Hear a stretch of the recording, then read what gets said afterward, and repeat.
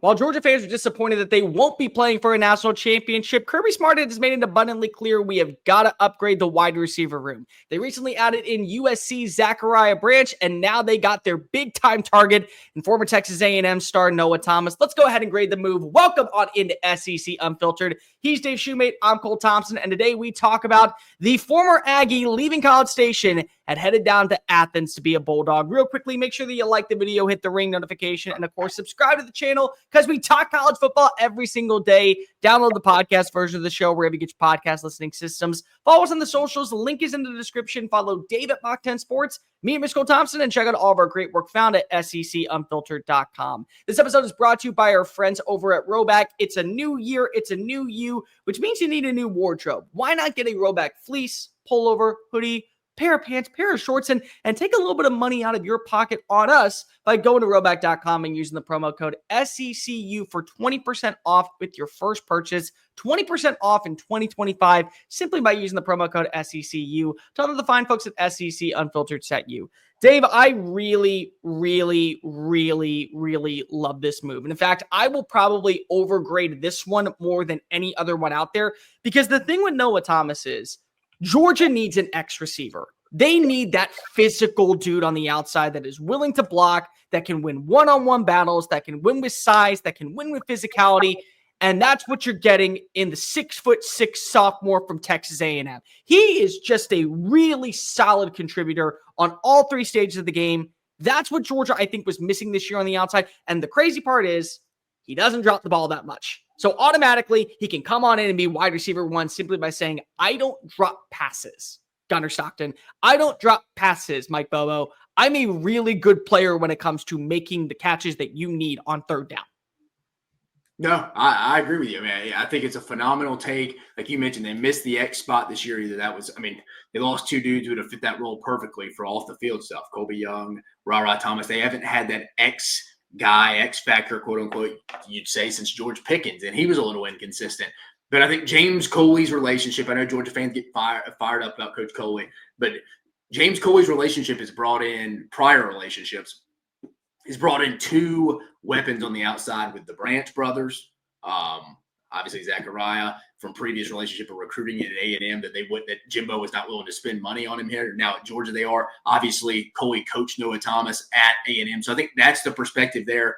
It's like you said, Bear. I mean, yeah, is Noah Thomas a completely finished product? No. But again, I think he's as good as you can get out of the portal at a position of need, at an X spot where you have to go take the top off the defense at times from a standpoint of maybe not from, he's fast from a speed perspective, but like we got to get outside of the scheme stuff sometimes. And at some points it's just, hey, my guy's better than your guy. Mano y mano. My guy won a ball. But like in the Cotton Bowl coming up, Jeremiah Smith, Jahdae Barron, somebody's going to win that battle. And it is what it is. It doesn't make anyone bad. It just, Georgia didn't have that guy when they had to go win a one-on-one matchup. It didn't happen. Noah Thomas gives them the potential to add that in. Number 10 receiver in the transfer portal, a top 100 player currently in the transfer portal. By most standards, the top wide receiver left in the transfer portal, coming off a season where he had 39 catches, 574 yards, averaged 14.7 yards a catch. And here's the big one, Dave, 8 touchdowns this past year, 1 total drop. That is a big difference maker. We already talked about this. They need to go add in a guy who can play on the outside. They need somebody who can be physical. Look at what you have returning next year. Dylan Bell is probably your first option at your X receiver.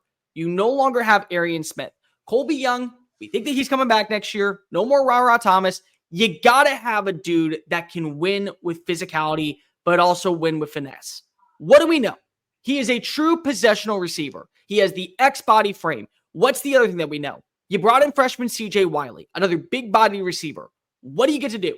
You get to rest Wiley. You get to get him involved in some capacity because there's a lot of people down in Athens that are excited about this upcoming wide receiver room. But these are also freshmen that you want to integrate into the offense slowly. You don't want them to come on out day one and just immediately have to flourish for you to be back in the college football playoff. Thomas gives you that lineage plan, and more importantly, it gives you that time frame of when we get to transition him from being a second teamer to a part-time first teamer to a full-time first teamer. A guy can win in the red zone and a guy that can be a security blanket for any quarterback. This past year, got to remember, Noah Thomas worked with 2 different quarterbacks. Last year, Noah Thomas worked with 3 different quarterbacks. 2022, when he first was brought into Texas A&M. By the way, my apologies. He's a junior. He's not a sophomore. 4 games, 2 different quarterbacks. So the dude's played with 5 different quarterbacks since coming on in. So if it's Gunnar Stockton, it's Gunnar Stockton. If it's Pagusia, it's like whoever it is, it's it. If you bring in a transfer, you bring in a transfer. Anybody is going to be able to catch. Anybody's going to be able to throw this kid because he's caught balls from everyone. Yeah, so like you said, I mean, you make a good point. Bears guy's had a different quarterback for the most part every year he's been in college. There's been no consistency. So I think moving to another program with a new quarterback, like you said, whether it's Ryan or Gunnar, again, I don't think it's really going to matter.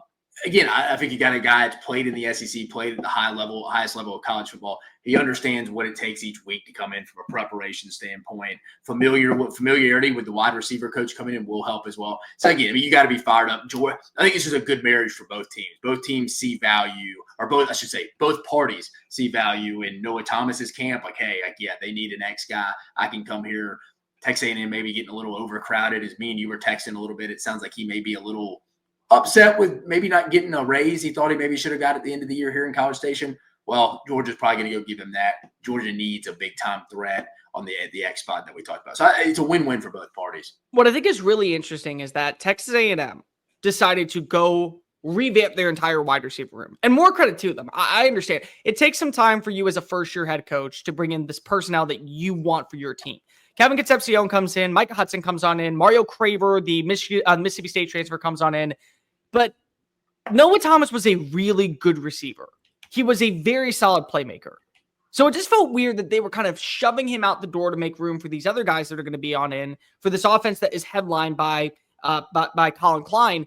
But here's what I can appreciate from a Kirby standpoint and from a Noah Thomas standpoint. There are so many times that we watch as transfers go into the portal and they just want to get paid, or they want to play for the big time program and they want to be the X factor, and they never pan out. Sometimes they realize, I got to go to a school that better suits me for my level of competition. Noah Thomas and Zachariah Branch have proven that they can be difference makers. Now, it's been sporadic, but they have proven that they can be difference makers out at USC and out at Texas A&M. They're going to a program that needs wide receiver help. They had 36 drops last year. They led the country in drops. Imagine how much better this Georgia team would have been and how many wins or losses or what the point of margin of victory would have been if you didn't have those drops included. So Georgia needed to upgrade at wide receiver. Georgia's also putting an emphasis on making sure that we're good at wide receiver. We need a speed threat. Welcome in Zachariah Branch. We need an X receiver.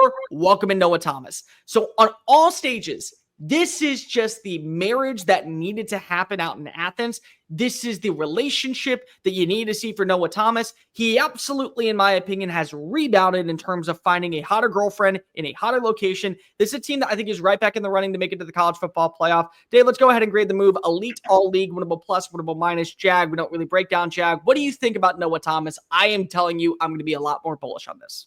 So we're actually using the grading scale that the University of Georgia and Kirby Smart use. They got it from Dan Lanning initially, so they use it from Oregon as well. Just a little simplified, more than the Bill Belichick saving critical factors for people that are familiar. But elite, all league, again, me and Cole probably are not going to give a lot of this. Maybe he does on this one. But most of our predictions, if you watch our portal predictions, we don't go there. Again, my wife could tell you these players are good. Or if you're one of our female listeners, your non-ball knowing husband could tell you this guy's good.